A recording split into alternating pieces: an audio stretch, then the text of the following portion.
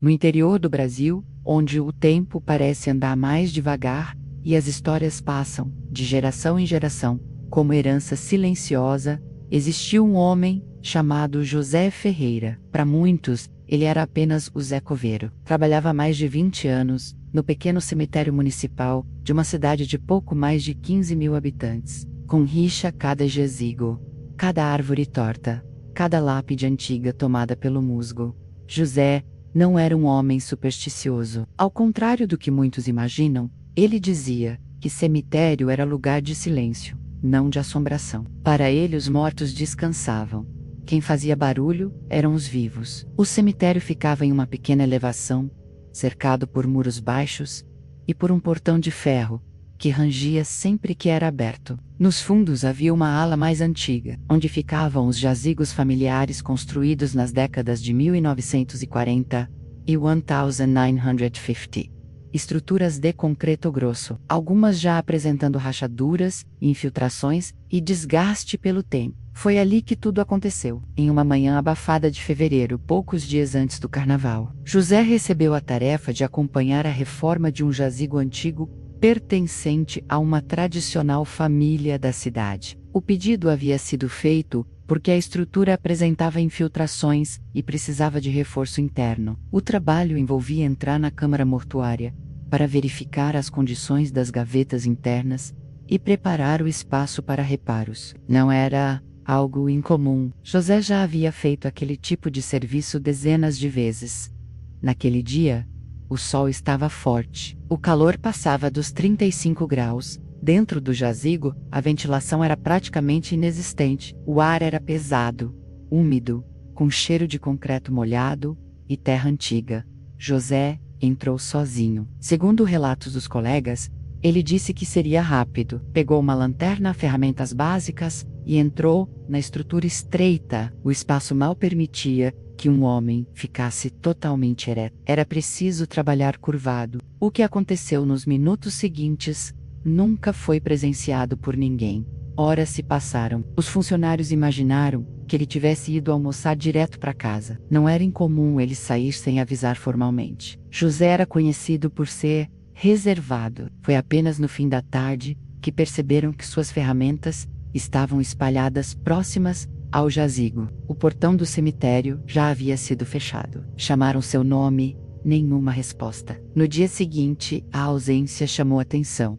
José nunca faltava ao trabalho. A família começou a se preocupar. Somente no segundo dia foi feita uma busca mais detalhada no cemitério. Um dos trabalhadores notou que a tampa do jazigo reformado estava apenas apoiada, não completamente selada. Quando abriram, José estava ali, caído dentro da câmara estreita, encostado na parede lateral, ainda com a lanterna próxima à mão. Não havia sinais de violência. Não havia indícios de acidente estrutural. Ele simplesmente havia colapsado. O laudo médico apontou infarto agudo do miocárdio. Segundo o médico da cidade, O'Callaghan Extremo, a falta de ventilação e o esforço físico intenso podem ter sido fatores determinantes. Trabalhar em espaço fechado com baixa circulação de oxigênio aumenta significativamente o risco para quem tem predisposição cardíaca, menos mesmo que não saiba. Mas o que transformou o caso em algo maior que uma fatalidade foi o tempo. José permaneceu dentro do jazigo por quase 2 dias. A notícia se espalhou rapidamente pela cidade. Para muitos, aquilo parecia um símbolo perturbador.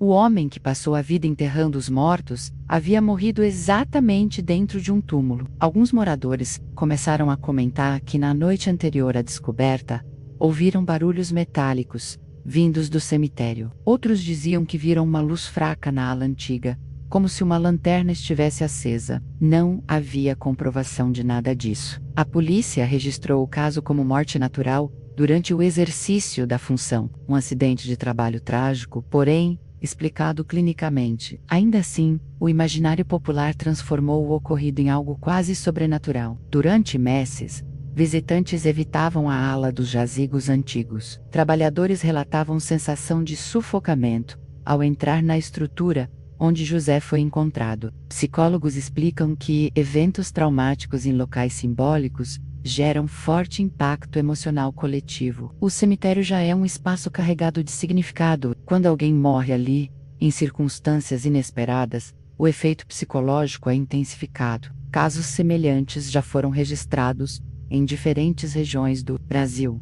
Trabalhadores que sofreram mal súbito, cavando sepulturas sob calor intenso, funcionários que desmaiaram dentro de câmaras fechadas por falta de ventilação, operários que tiveram parada cardíaca durante reformas estruturais. O trabalho em cemitérios exige esforço físico constante. Cavar sob sol forte levanta peso, trabalhar em ambientes fechados e úmidos é um serviço invisível para a maioria das pessoas, mas essencial.